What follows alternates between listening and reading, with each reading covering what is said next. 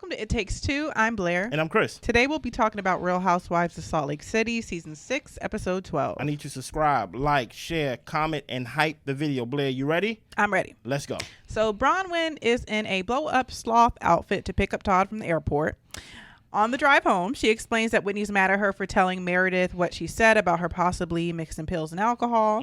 Bronwyn plans to throw a Spill the Boston Tea Party to get all the gossip and animosity out for a reset. I like that title, Spill the Boston Tea Party, since she's trying to get her citizenship. Yeah. Any thoughts in this? No thoughts. Yeah, don't show up to me if I'm at the airport. Yeah. Don't come in regular clothes. Okay, please. I'm just going to pull up outside and tell you where I'm at. You're not even going to come inside to greet me? Wow. Okay. Come outside. All right. We've got Whitney and Justin. She saw a large transfer from their bank account to one of their vendors. Yeah. And Justin said that they have to make things right with the people that they owe money to. Whitney is trying to get out of ownership of the Wild Rose Beauty merger and just try to get her own personal Wild Rose Beauty brand back. She was on the path to getting it into a big box store, but she made a decision that was encouraged by her husband to go the MLM route. She always wanted his help with it, and at this point, he truly believed that it could work with the MLM route. So that's why she decided to move forward in the way that he felt that it would be best successful. Yeah. But it didn't work out. He does apologize, but she's trying not to resent him for it. Yeah, I was telling my wife, I was like, the only way that Whitney agreed to this is if she had no idea what an MLM is. Yeah, I couldn't see why she or even her husband would decide to go MLM over big box. Yeah. I didn't understand that. And the only way that, now, I don't know, so I'm just going to put this as, this is my discretion, right? The only way I see that someone would suggest an MLM is if they know that they are scamming the people that's going to join it.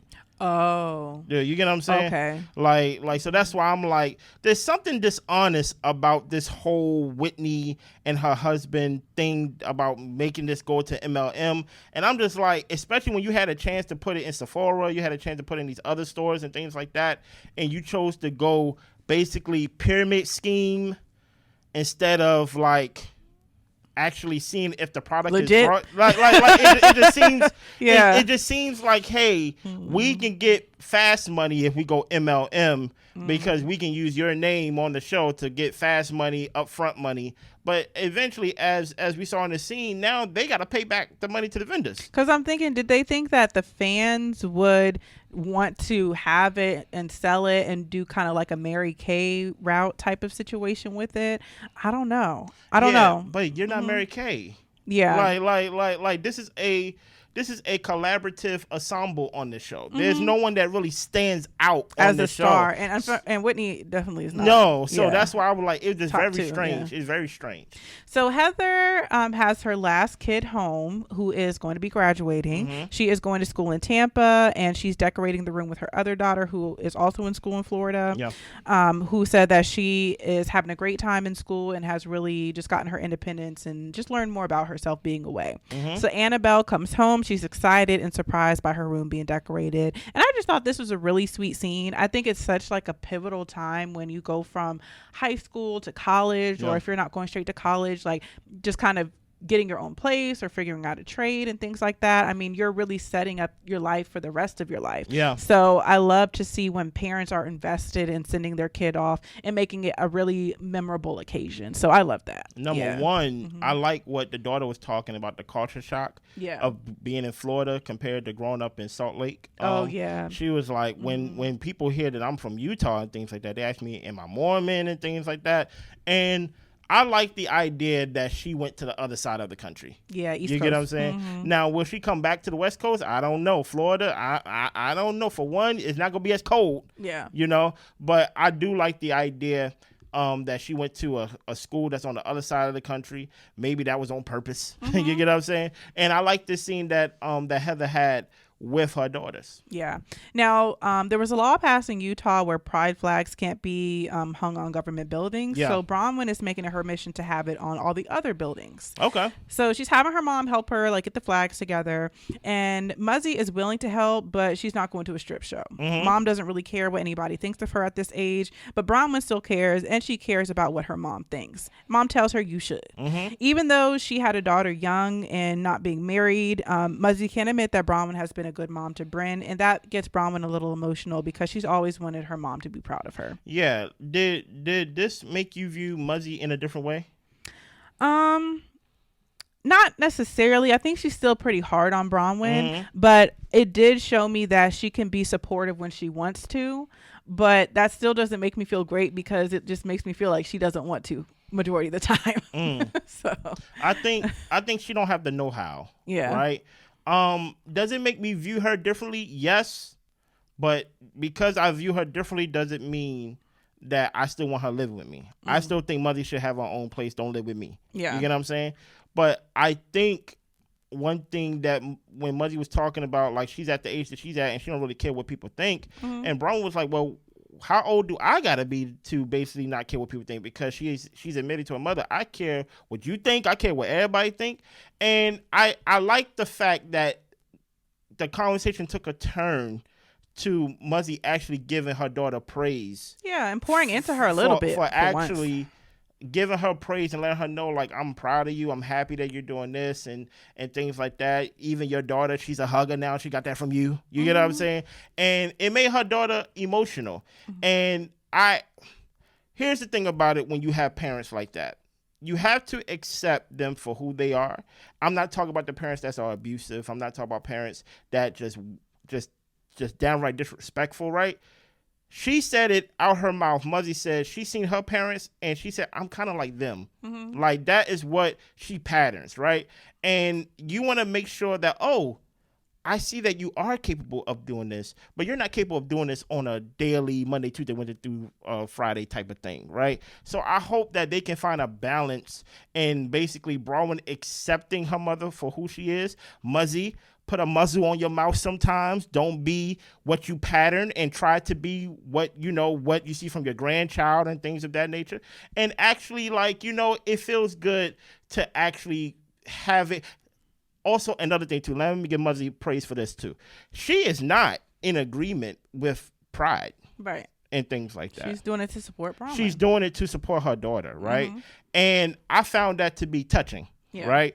To be like, you know what? This is not really, I grew up in Utah. Who knows how she grew up and how religious she grew up.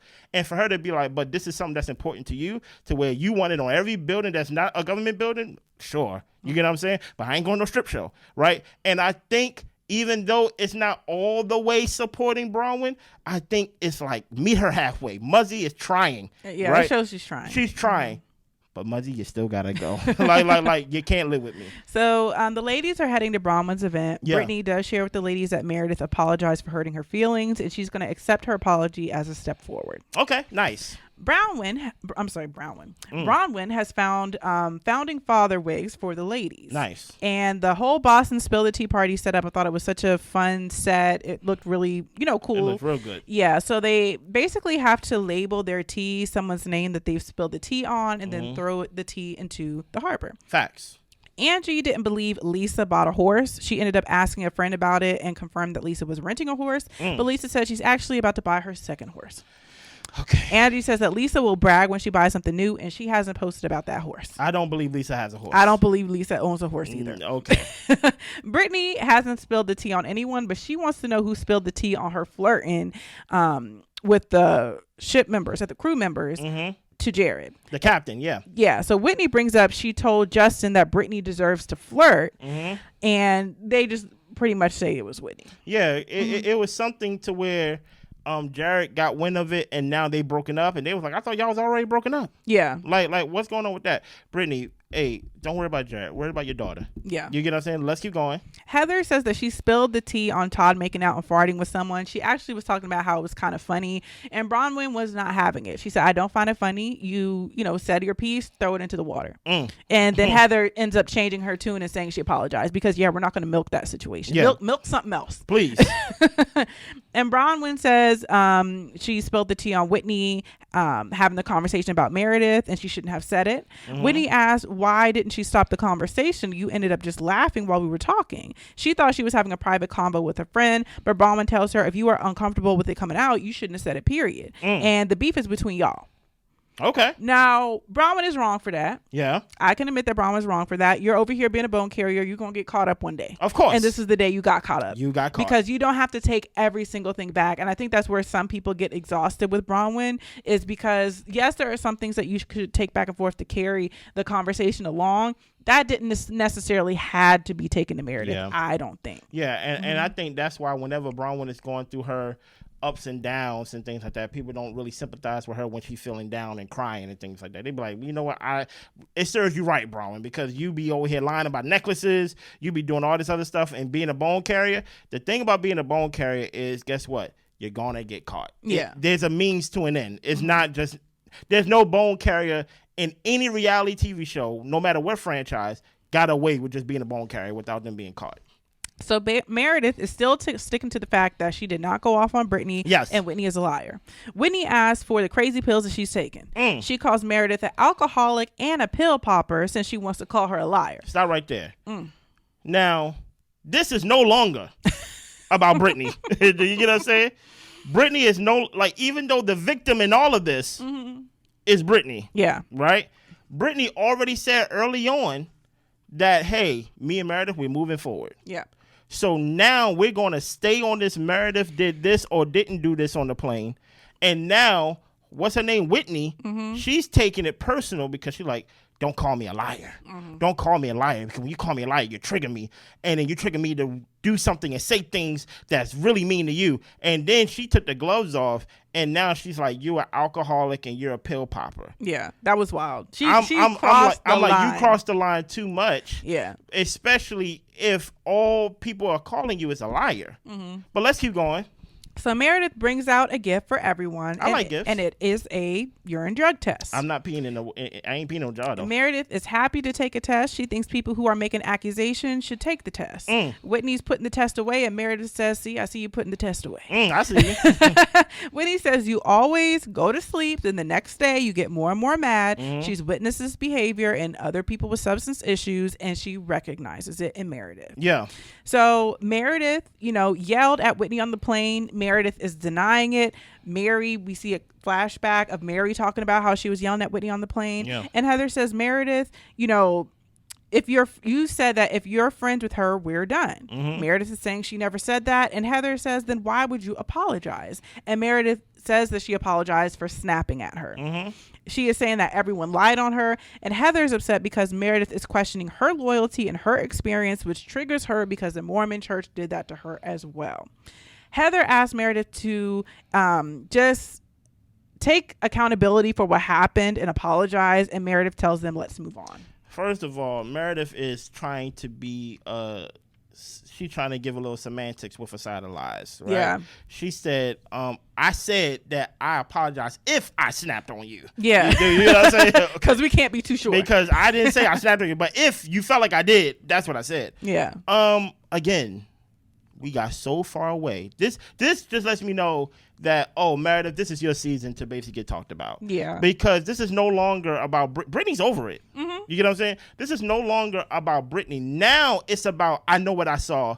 Oh, I didn't do it. Now Heather, who we have to admit, this season, I did say Heather is one of my favorite characters on the show, especially since this is my first full season watching the show. But I have to say, Heather is kind of rubbing me the wrong way these past couple episodes because her angle has been just to, it's to the point where I can't even tell you what her angle is, right? I feel like she's overproducing the show. She's like a dog with a bone right now, and at a certain point we gotta let it go. We can't do this all season. Yeah, because it's not bone carrying, but it's producing. Yeah, right? Overproducing. So where now, Heather, finally we saw what's going on in your life, and we see your daughters. I'm happy for your daughters, but now you're on the outs, and now you're making yourself the main subject of something that really have nothing to do with you. I thought you were asleep on the plane, but nevertheless, you know what I mean? Now you're triggered because someone's questioning your loyalty, and basically this reminds you of your Mormon experience with your church and things like that, of how you left the church. And I'm like, it got nothing to do with that. Yeah. Hell, it got nothing to do with what you think you saw. It's all about how was Meredith to Brittany. You get what I'm saying? And now Meredith, unfortunately, I'm just like Meredith. Let's move on. Yeah. like at the end of the day, Whitney, you're not going to get whatever you're going to get. Heather, I know you're producing the scene, but also part of producing the scene is knowing when to move the scene along and things like that. And I feel like, Heather, you tried blaming Lisa for this, and now you're trying to hold Meredith's feet to the fire. Meredith wants you to pee in a cup. Yeah. Let's just move on.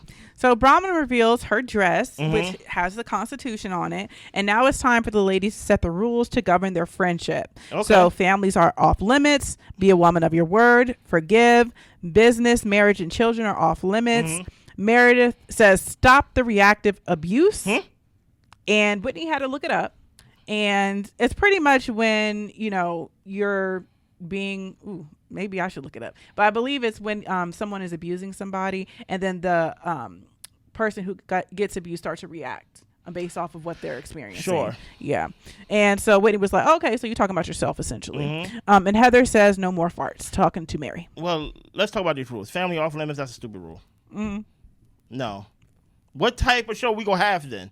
No, I'm fine with it. Like, no, at least you fine with all these rules? I'm fine with no talking about the kids. I feel like they don't really do that much, but I'm fine with talking about the husbands. But the thing about it is, when they say families off limits, remember they got mad. Meredith's whole thing of getting mad is based off of what they said about the TikTok and her husband. Yeah. So I'm like, if we didn't get that, then what would we? Now, granted, this is a story that's been going on for 3 to 4 episodes now that I hope we let go. But but my thing about it is, if people are not talking about their families and things like that on the show, then there won't be much show to really show. You get what I'm saying? But I think there's enough between the ladies and the rivalries that can sustain it, because like you said, we don't want to hear about the husbands the whole time. No, we don't. Like we need other stuff. Yeah. Be a woman of your word. I find it very interesting that Lisa said that. Lisa, stop. Right? Forgive. Okay. Mary, church woman, I hear you, and things of that nature. Business, marriage, and children are off limits. Nope. I don't agree with that. I think we should talk about the business. Especially coming from Whitney. Yeah. And things of that nature. People you got to pay back and things like that. Oh, yeah. We're going to talk about your business now. And we're going to talk about your marriage and how you resent your husband. And guess what? We're going to throw a little kids in there. You get what I'm saying? I say no. You ain't going to throw kids in there. I'm going to throw little kids in there. I just feel like a lot of people are setting rules, or a lot of these people are setting rules that they're not going to live by, because guess what? When Whitney got mad, she called her a pill popper and basically an alcoholic. Yeah. So it is what it is. And that's all we got. Any more thoughts? I'm looking forward to Beverly Hills. I know that's coming out this week, y'all. So we're going to be reviewing that. I'm going to miss Garcelle being on the show. Yes. But I'm interested to see what Bose is going to be doing. So. Hey. Subscribe, like, share, comment, and hype the video if y'all want to see that. We see y'all. Bye.